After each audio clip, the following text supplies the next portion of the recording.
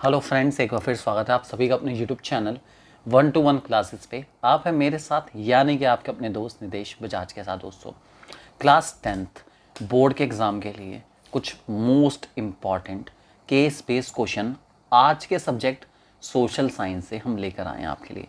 ये सब के सब जो क्वेश्चन है दोस्तों, ये आप लोगों के लिए स्पेशली लिए गए हैं एडोगा जोन के सैम्पल पेपर से, जो कि बहुत ही अमेजिंग है आप लोगों के लिए।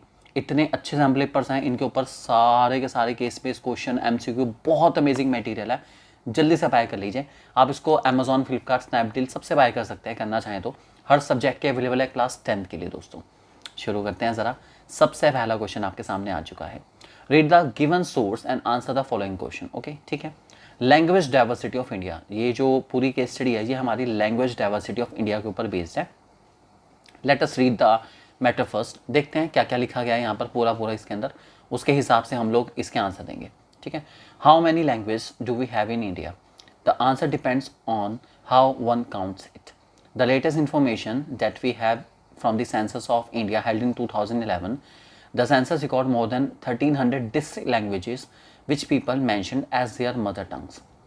The language were grouped together under some major languages, for example like Bhojpuri, Magadhi, Bundelkhandi, Chhattisgarhi, Rajasthani, and many other were grouped together as Hindi. Even after this grouping, the census found 121 major languages. Of these, 22 languages are now included in the 8th schedule of Indian Constitution and therefore called scheduled languages. Others are called non-scheduled languages. In terms of languages, India is perhaps the most diversified country in the world. भाई काफ़ी बड़ी बात है यार। 1300 district languages है और 121 major है, जिनमें से 22 हमारे देश की शेड्यूल लैंग्वेजेस भी हैं और बाकी की नॉन शेड्यूल लैंग्वेजेस भी हैं, 99 के आसपास, और बाकी भी हैं, काफ़ी ज़्यादा लैंग्वेजेस हैं। ठीक है, तो पहला तो आ गया आपके सामने। इंपॉर्टेंस बतानी है आपको लैंग्वेज डाइवर्सिटी इन इंडिया की। तो सैम्पल पेपर में हर एक केस स्टडी का इतना अच्छा सॉल्यूशन गिवन है कि मैं आपके लिए वहीं से सॉल्यूशन पढ़ देता हूँ और आपको सॉल्यूशन पढ़ के मज़ा आ जाएगा। बहुत ही अच्छा सॉल्यूशन दे रखा है। ठीक है। सो इंडिया के लिए या एक कंट्री के लिए लैंग्वेज डाइवर्सिटी क्यों इंपॉर्टेंट है?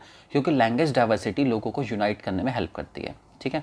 So that is unity in diversity. आप लोगों ने सुना होगा, that is unity in diversity. So ये वही है, यूनिटी इन डाइवर्सिटी। ठीक है, ध्यान रख के चलेंगे। सो इसकी इंपॉर्टेंस में लिखा गया है, the diversity of Indian language has help unifying the India. Most of Indian are able to understand more than one language. Obviously बात है, इंडिया में बहुत सारी लैंग्वेज बोली जाती है। आप लोग, हम लोग, सभी लोग एटलीस्ट कम से कम सभी का कमांड, या जितने लोग ये वीडियो देख रहे हैं उन सब लोगों का कमांड एटलीस्ट 2 लैंग्वेज पर तो है ही। They are able to speak Hindi और their mother tongue and the other one is English. ठीक है, ध्यान रख के चलेंगे। Schedule and non schedule language के बारे में आपको बताना है, ये तो यहीं से मिल जाएगा आपको केस स्टडी में से। जिन भी लैंग्वेजेस का जिक्र हमारे 8th schedule of Indian constitution में होता है उन्हें हम क्या कहते चलते हैं, शेड्यूल लैंग्वेजेस, और जिनका जिक्र नहीं होता उन्हें हम कहते हैं नॉन शेड्यूल लैंग्वेजेस। तो यहीं से मिल जाएगा आपको पैराग्राफ में से, ध्यान रख के चलेंगे। और तीसरा, the fusion of languages has United the country into one culture entity. Explain the statement with an example. आपको बताना है कैसे एक लैंग्वेज जो है या लैंग्वेजेस हैं वो लोगों को या कल्चर को आपस में जोड़ने का काम करती है। ठीक है, जैसे यहाँ पे इन्होंने बताया ना कि बहुत सारी लैंग्वेज को ग्रुप टुगेदर करके हमने हिंदी में कंसीड करा, कुछ को ऐसे अलग अलग लैंग्वेज में, मीन्स 1300 लैंग्वेज को हमने यूनिफाइड करके 121 में कन्वर्ट करा। 121 में से 22 हमारी शेड्यूल लैंग्वेजेस भी हैं। तो डेट इज़ डिफरेंट डाइवर्सिटी को यूनाइटेड करा जा रहा है, जो कि काफ़ी अच्छी बात है। तो उसी के बेसिस पे आपको लिखना है। ठीक है। सो आप बता सकते हैं इसके अंदर की जो हमारे इंडियन की हिस्ट्री रही है उसमें भी लैंग्वेज का बहुत इंपॉर्टेंट रोल रहा है। इवन फ्रीडम के टाइम पर भी मदर टंग्स में न्यूज़पेपर निकाले गए ताकि लोगों को बहुत ज़्यादा जागरूक करा जा सके आज़ादी के बारे में, फ्रीडम के बारे में, और उन्हें यूनाइट करा जा सके, और उनकी लोकल लैंग्वेज में ये सब करा गया ताकि उस बात को बहुत अच्छे से समझ पाएँ। इस बात को ध्यान रख के चलेंगे। इसके अलावा बता सकते हैं कि लैंग्वेज जो है वो इंटीग्रेट करती है नेशन को, और लैंग्वेज जो है वो बहुत इंपॉर्टेंट है किसी भी कंट्री के लिए, और एक कल्चर यूनिट में ढालने का काम भी करती है। ये सब आप लिखना चाहें तो लिख सकते हैं। इनमें से कोई भी 2 पॉइंट आप एक्सप्लेन करना चाहें एक्सप्लेन कर सकते हैं विद एन एग्जाम्पल। ठीक है, नेक्स्ट केस स्टडी और चलते हैं हम लोग। उससे पहले बता दूं, एडोगा जोन के सैम्पल पेपर्स बहुत अमेजिंग क्लास 12th के लिए भी अवेलेबल है, और ये बहुत बहुत बहुत इंपॉर्टेंट है। 10 सैम्पल पेपर्स आपको मिल जाएंगे जो कि CBSE एग्ज़ाम 2024 के ऊपर बेस्ड हैं। और ये सब्जेक्ट आपके सामने आ रहे हैं क्लास 12 के लिए, physics, chemistry, biology, Hindi, English and mathematics के ऊपर। बहुत अमेजिंग सैम्पल पेपर्स हैं ताकि आपकी तैयारी और बेटर हो पाए। और ये बिल्कुल CBSE लेटेस्ट जो बोर्ड का पैटर्न फॉलो कर रहा है उन्हीं पर डिज़ाइन है, ध्यान रख के चलेंगे दोस्तों।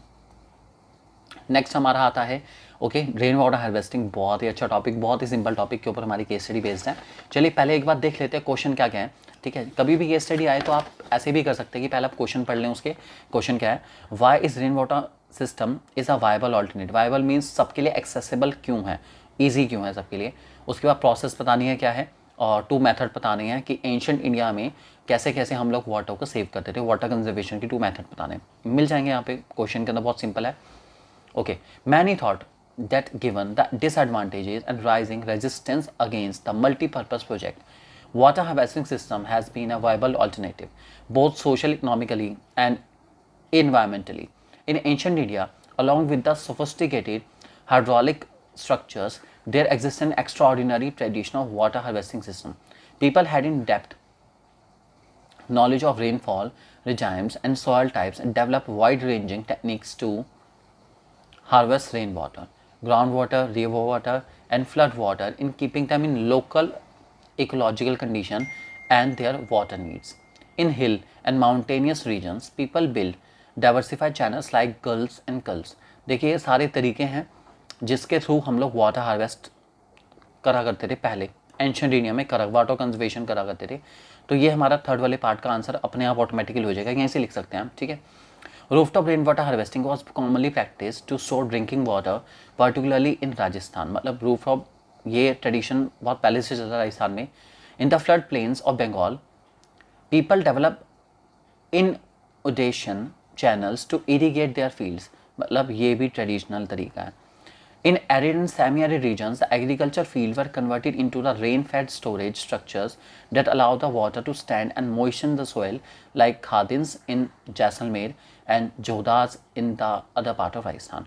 ये जो सब है ना, यहाँ से लेके मान लीजिए जो कैसे कैसे कर रहे हैं ट्रेडिशनली, यहाँ से लेके यहाँ तक सबका सब पार्ट 3 का आंसर रहेगा हमारा, ठीक है। उसके बाद बता दो water harvesting system viable alternative, ये एक अच्छा ऑल्टरनेटिव क्यों है भाई। देखिए कंजर्वेशन करने का सबसे इनएक्सपेंसिव मेथड है, सस्ता, बहुत ही सस्ता मेथड है। तो आप कह सकते हैं भाई इसलिए अच्छा है क्योंकि बहुत ही इनएक्सपेंसिव है, सस्ता है लेकिन अच्छा बहुत है भाई, बहुत ही बढ़िया यूज़फुल है, इनएक्सपेंसिव मेथड है। इसके अलावा और भी बता सकते हैं आप, इसमें बता सकते हैं कॉमन पीपल इसको बहुत ईजिली अफोर्ड कर सकते हैं, ठीक है। और ये एनवायरनमेंट फ्रेंडली है जो कि बहुत अच्छी बात है, एनवायरनमेंट के लिए बहुत यूज़फुल है और एनवायरनमेंट की रक्षा करके भी चलता है, ठीक है। और सेकंड वाले पार्ट का आंसर बता देते हैं, describe the process roof top rain water harvesting. बता सकते हैं आप कैसे होता है, आपको बहुत अच्छे से पता ही है। इसका प्रोसेस भी आपकी NCERT में मेंशन करा गया है, आप उस प्रोसेस को एज इट इज़ लिखना चाहें लिख सकते हैं। इसका केस स्टडीज़ के साथ तो कुछ खास नाता नहीं है क्योंकि डायरेक्ट क्वेश्चन है, तो इस प्रोसेस को आप लोग वैसे भी पढ़ के जाते हैं और काफ़ी इंपॉर्टेंट प्रोसेस है। इसके पॉइंट्स को आप सिर्फ स्टेट कर सकते हैं, बहुत ज़्यादा डिटेल में लिखने की जरूरत नहीं क्योंकि 1 मार्क का ये क्वेश्चन, आप इसको स्टेट भी कर सकते हैं। नेक्स्ट क्वेश्चन हमारा, read the given source and answer the question that follow. Okay, why newspaper. Okay, so the question is all about newspaper. पहले देखते हैं क्वेश्चन क्या क्या है। Explain the main reasons publishing reason of publishing newspaper by Krishna ji. How has been the task of native newspaper and political association seen identical to the role of opposition? Analyze the role reasons of popularity of newspaper during 19th century. देखते हैं, चलिए question पढ़ते हैं एक बार। कृष्णा जी त्रिम्बुक राणा थे, inhabitant of Pune, intended to publish a newspaper in the Marathi language with a view to affording useful information on every topic of local interest. Okay, यही main reason है भाई। देखो ये जो पहला क्वेश्चन है ना कि क्यों न्यूज़पेपर छापा जाता था, ताकि वो लोगों तक यूज़फुल इन्फॉर्मेशन पहुंचा पाएँ, ठीक है, और वो भी लोकल इंटरेस्ट तक पहुंचा पाएँ। लोकल इंटरेस्ट मतलब जो जिस जगह के लोग हैं वो उस जगह की इन्फॉर्मेशन को ही कैटर करना चाहते हैं, उस इन्फॉर्मेशन को ही समझना चाहते हैं, तो उनको उसी लैंग्वेज में समझाया जाए ताकि दिक्कत कम से कम आए, ठीक है। इसके अलावा ये ऑब्वियस ही बात है, जनरल यूनिटी का काम भी करेगा, साइंटिफिक इन्वेस्टिगेशन को भी प्रमोट करेगा और स्पेकुलेशंस को भी प्रमोट करेगा, एंटीक्विटीज़ को, ठीक है, और स्टैटिस्टिक एंड क्यूरोसिटीज़, इन सबको प्रमोट करेगा। ठीक है, आगे लिखा पढ़ लेते हैं एक बारी। ठीक है, history and geography of the country undertaken specially the patronage and the support of all interested in diffusion of knowledge and welfare of the people is earnestly solicited. The task of the native newspaper and political association is identical to the role of opposition in the House of Commons in the Parliament of England. This is of the critically examining government policy to suggest improvements by removing those parts that is not been benefit of the people and by ensuring the speedy implementation. Okay. अब ये जो opposition का role है ये ऐसा क्यों है, ये उसका रीज़न आपके सामने यही है। ये जो नेटिव न्यूज़पेपर होता है इनका टास्क ये होता है, यहाँ लिखा है ना, role of opposition in the house of common parliament in England, this is critically examining governing policy and इसका मेन पर्पस ये है कि वो ना गवर्नमेंट की पॉलिसीज़ को बताते हैं कि आप सही कर रहे हो नहीं कर रहे हो, इम्प्रूवमेंट बताते हो उसके अंदर कैसे इम्प्रूवमेंट आएगा। ठीक है, और उसको कहाँ कहाँ से रिमूव करा जाए जिससे लोगों को मैक्सिमम बेनिफिट मिल पाए, और इससे इंश्योर करते हैं स्पीडी इम्प्लीमेंटेशन। इसलिए न्यूज़पेपर का काम अपोजिशन की तरह भी माना जाता है। ये हमारा सेकंड आंसर है, एज इट इज़ आप लिख सकते हैं। थर्ड, 19th सेंचुरी में पॉपुलर क्यों रहे, आगे बढ़ते हैं एक बारी।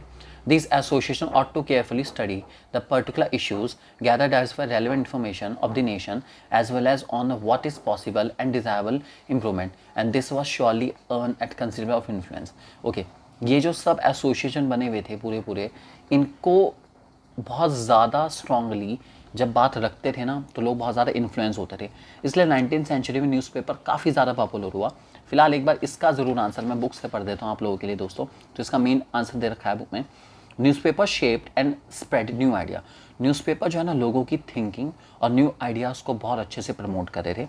ठीक है, सेकंड आंसर दे रखा है, it also shape the nature of debate. किस तरह की नेचर होनी चाहिए डिबेट की, किस चीज़ों पे बात होगी, किस चीज़ों पे बात नहीं होगी, ये भी बताते हैं न्यूज़पेपर हमें। ठीक है, न्यू आइडियाज़ सोसाइटी को कैसे स्प्रेड करना है। ठीक है, उसके अलावा अलग अलग फेथ को डिस्कस करना, अलग अलग पॉलिसीज़ को डिस्कस करना। ठीक है, नॉलेज एस्पेक्ट, इन सब चीज़ों को कवर अप करना, ये सब चीज़ें भी बहुत अच्छे से कवर करे थे। तो यही है दोस्तों इसका बिल्कुल एक्यूरेट आंसर।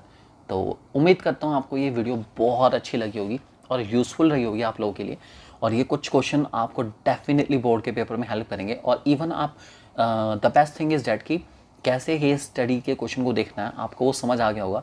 सो बने रहिए आपके अपने यूट्यूब चैनल 1-to-1 क्लासेस के साथ, हमेशा आपकी सेवा में हाजिर, बेस्ट से बेस्ट कंटेंट आपको हमेशा डिलीवर करते हुए दोस्तों। Thank you very much and God bless you all.